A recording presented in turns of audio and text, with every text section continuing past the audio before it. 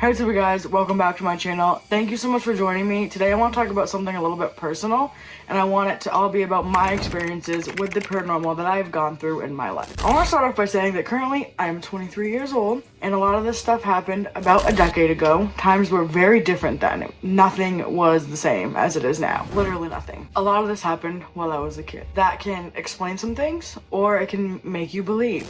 Whichever way you take it is up to you. I am not here trying to convince anybody. I am just here to express my feelings about my own personal experiences with the paranormal. I hope you stay tuned till the end. I have been moved around to a lot of places in my life. Multiple houses, multiple families. No, I wasn't in the system. I was always with my dad, but multiple families, and you'll get that later on. So the first house that I was in, my dad had gotten married to this new woman. I'm not going to tell you any of their names. I'm going to keep this discretional, up to my discretion, for them. And we had moved into our own house, and it was the first house that I actually had ever lived in. Like, I've lived in mobile homes and trailers, which are fine. I live in a mobile home now and I don't care. But back then it was like so cool to be living in an actual home, like a big house. Think of it as a barn house, but not your pretty red barn house. Think of it as your deep, dark, gray, broken down farmhouse. Okay, I can't stress this enough. This house was old. And there's always a reason why a low-income family can get a beautiful house like that. Maybe not so much beautiful, but beautiful in my eyes, and definitely big. There's always a reason. I want to try and make this go a little bit quickly for you guys. I'm only having 2 stories that I'm going to share with you. I'm only going to tell you 2 of the most traumatic paranormal experiences that I have been through. So, barn house. Picture this. Big gray barn house, filled to the brim like people had just up and ran out. Just like every horror movie, that's exactly what it was like. The amount of garbage we had to clean, and the amount of uncontrolled substances that are meant to be controlled, and some that are meant to not even be taken via needle or spoon. Those things were everywhere. Fridges full, cabinets full, the smell disgusting, but I did get a pretty cool boombox out of it, and you don't know what that is? You're probably a little too young to be watching me. I'm just kidding. So, cleaning before we could even move in was a huge thing. Like, deep clean, take all this out and throw it away. Dumpsters and dumpsters full. I cannot stress that enough. Of gross things that a 10-year-old at the time, that's how old I was, should not have seen. And I cleaned it. My father, of course, tried to clean as much as he could before us kids. And I say us kids as in my then stepsister and 2 stepbrothers. Kid and a new family that's very stressed out, that had just lost his mother. She's not dead. That's a time for another story.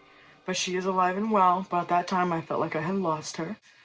That could have played a role into a lot of the things that came into premonition in my eyes. However, I am a firm believer of the afterlife and what's beyond it, including ghosts. So just keep in mind that I am not trying to convince any of you to believe. I am not trying to put anything in your ear. I am just simply telling you my story and my experience. To continue on, I want to start off with what I'm going to call the nightmare. Personally, I do not think this was a nightmare, okay? I think this was real, but at the time, I let other things make me not believe, because it's kind of better when you're that young to not have to stress about any more things than you already are stressing about. But I'm gonna tell you exactly what I experienced. First one is terrifying to me. To anyone who would have been in my spot would have thought the same damn thing. That shit, was terrifying for a 10 or 11-year-old kid. I was sleeping so soundly, my own bed for the first time, my own bedroom, like, wow, this is amazing. Let's go to sleep. Let's listen to our new boombox and go to sleep, because we ain't got no TVs in our room. Are you kidding me? I was watching infomercials in the living room in the middle of the night. Then I'd go to my room to go to bed. I'm sleeping so soundly. Just You know, something like that. And I get woken up by 2 cats fighting. I just want to put it out there, we did not have any cats. These cats were also left at the house. And they were cats that you legally weren't even supposed to own in the state of Maine. Okay? Which is where I was. I wake up to 2 cats fighting. Screech fighting. But that's not what scared me. When I woke up, the first thing I saw out of my eyes was a black figure standing in front of me with short hair, like a woman in a dress, standing there, staring at me, not moving, like this. I couldn't see her eyes, I couldn't see her facial features, I could only see her silhouette, but I ran right through her. But being so scared for my absolute life, I was very disoriented. My room was right across from my dad's room. I should have just been able to walk my little 2 feet over there while I'm screaming. Instead, I ran my feet to the living room, all the way to the living room, going right past my dad's room as I'm screaming for him because I was so disoriented. I was 10 or 11, that doesn't matter. I was a child who just got the bejesus scared out of him, and I was terrified. So I'm running through this house when my dad's room is right across from mine, and I finally make it there. He finally calms me down. I explain everything to him, and then it goes quiet. We look at my arm, and up this whole part of my arm was a giant scratch that came out of nowhere. I'm not even joking. Literally nowhere. There was nowhere for it to come from. It wasn't a cat scratch. It was thick and about this long up my whole arm. To this day, I have no idea where it came from, but that was one of the scariest things that had ever happened to me in that house, and I will never forget that. It may not seem that bad, right? But being a kid, that's terrifying. Seeing someone standing, leaning over you, like watching you sleep and not moving when you're screaming, and you run right through it. I mean, how would that not scare you? Now, there's gonna be some non-believers out here, and that's totally fine. Everybody has their own opinion. Also, if I slip into a random accent, just know that I'm not trying to do that, okay? It just happens sometimes. I try really hard not to, but it happens. Story number 2. A lot more terrifying. A lot more like a movie. A lot older. By like 3 years. This story is like straight out of the movie theater. And you probably aren't even gonna believe me. But guess what? I'm gonna tell you anyway. So around this time, I'm probably about 13. I wanna say safely that I was 13. So only like 2 or 3 years later. Literally. Not very long. But new house in a trailer, which is great. You know, I thought nothing could be worse than a haunted house, so like, why not live here? I was wrong. A haunted person is way worse than a haunted house because it never leaves you. When I tell you that his girlfriend was haunted, I mean it. I mean it deep down in my soul that she was haunted. There was something following her. We are at a new place. I grew up a little bit, you know. Went through some more trauma, taught me a lot. Let's play with Ouija boards. Let's talk to ghosts. What could be so bad about talking to a ghost? I was dead wrong. You shouldn't do that. And I advise you right now that if you have a Ouija board, to go burn it or go throw it in the garbage. Anyways, I thought, my life can't get any worse. I've been through so much. Ghosts can't make my trauma go away, but they can make me feel like it's not there and I can focus on that. So I was like, let's play with a Ouija board. Let's do it. Let's play. Let's play some games. It's cool. You can buy that at your local Rennie's here in Maine. Yeah. Hell yeah. Right down the road, you go ahead and buy your own Ouija board right in Rennie's. I don't know why. It's obviously not a game. So we did just that. And guess what? It was glow in the dark.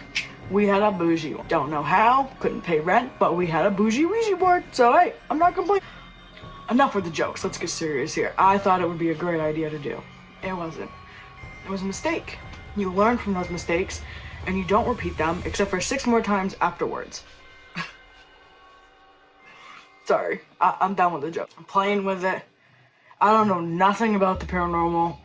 I didn't even barely watch Ghost Adventures back then. I didn't understand anything. But I knew enough when things felt wrong. They were probably not okay. I was contacted by a demon by the name that I shall never repeat. Let's do this. Him. Don't say that out loud, and definitely don't contact him. I knew right then this was not something someone was making up, okay? I knew what had contacted me was not something that should have contacted me, but it did. And I talked to it, and that was probably one of the biggest mistakes I've ever made in my entire life. Him, that was his name. I couldn't tell you word for word what we talked about, but just made me know that he was there for me, that he just wanted a friend. I didn't know what he was at the time. I guess I should say I didn't know who he was, but I knew that it probably wasn't something that I should have been doing. But guess what? I did it anyways, multiple times, because guess what? I needed a friend. I have lost multiple families, not dead, given. My heart goes out to all of you that have. That age, I've gone through just so many houses and so many families and so many like places, and you know, I didn't have a whole lot of friends at school because I could never stay in the same school for more than a year or two. I wanted a friend. I thought he was gonna be a friend, okay? It was a mistake. Don't do it, okay? There's people for that. There's people to talk to. There's places to go. There's friends to meet. There's family that loves you. Don't use the afterworld, the spiritual world, as a coping mechanism, because in the end, you're not going to get what you want out of it, and they will. So afterwards, I had spoken to my dad's girlfriend. She explained to me, you know, what that is, and the fact that I should not be contacting it. So I stopped. Which, you know, in hindsight, probably is the reason why he got so angry. Or it, I don't know. But we continued to play around, just not with the Ouija board anymore. We would take my dad's phone, which I think at the time was a BlackBerry, and it had a little voice recorder on it. So we'd go, you know, in a dark room by ourselves and press record and ask questions. And I only did that once, because the first and only time we did it, guess who came through? You guessed it, in a voice that was so prominent, so you could just on a BlackBerry, okay? This is a BlackBerry right here, all right? It ain't no fancy iPhone like we got now. Sure as heck wasn't no spirit box. It was just a simple voice recorder, and it was as clear as day, which is crazy because me talking into it was so staticky, was so crackly, because that's how those old phones were. I stopped completely. I knew that what I was doing was pressing the boundaries that I shouldn't be in as a child. Depressed child at that, because they feed off of your sadness, off of your fear. So I stopped. But we were still kids. We were still gonna have some fun, all right? All fun and games. We're just pranking each other, right? My then brother and cousin were playing a prank. I was in on it because they were using my phone at the time to do a video recording. So I obviously was like, what are you doing with my phone, being the oldest, you know? They told me, I was like, whatever. So, home alone, we got like 2 13-year-olds and 2 12-year-olds and 2 11-year-olds, whatever. We were home alone. It happened a lot, okay? The world wasn't as scary as it is now. So, they were playing a prank on my then sister. They thought it would be hilarious to take a video and throw something in a bedroom and be like, oh, the ghost threw it at us. The ghost did it.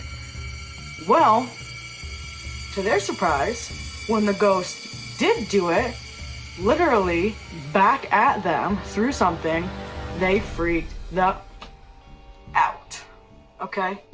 They freaked out. And I'm like, whoa, what's going on? They run outside. Okay? So I follow them because they still have my phone. And they explain everything, and then we watch the video, okay? And this is when it gets terrifying. I'm not lying. Have you guys ever seen The Ring? Or Saw? Wherever that's gonna be. Yeah, okay. Now imagine a doll with a white saw face, no marks, just all white, and long black hair from The Ring. Conjoined, okay? Keep in mind this bedroom that they were throwing stuff in was like, what, maybe a 5x5 or a 4x4, very small room, okay? 4 feet to 5 feet, okay? Somewhere in there, 5x5, 4x4, whatever. Very small room with clothes lined up on the wall right behind the bed. No place a human could go. And I look at the video, and I'm watching it, and I'm like, this is a joke, you know, until it showed itself. Darling, what are you looking at?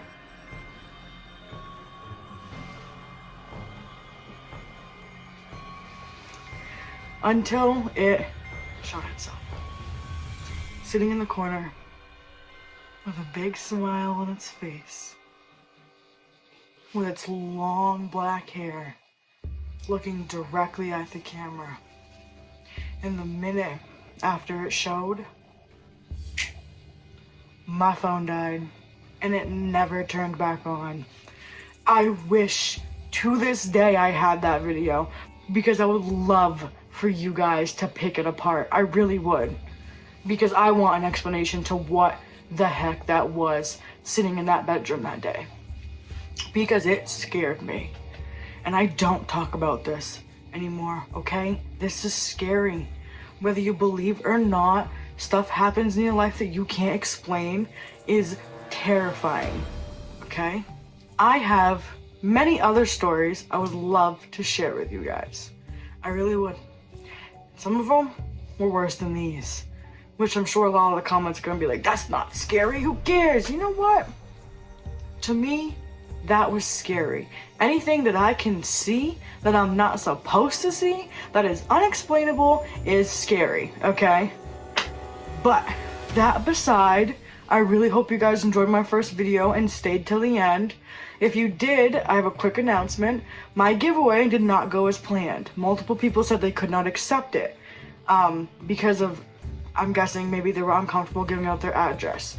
If you are comfortable with providing me whatever address you want, whether it's a P.O. box, your mom's, your dad's, your house's, a friend's, I will let you enter one more time into this giveaway.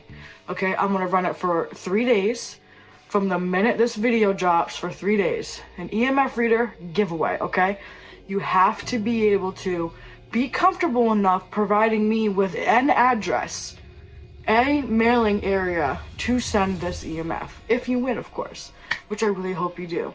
All you have to do is subscribe and comment spooky on this video only. And in 3 days, I'll announce the winner. I understand why the other recipients couldn't accept. It happens. But thank you guys so much for joining me. I hope you stayed until the end.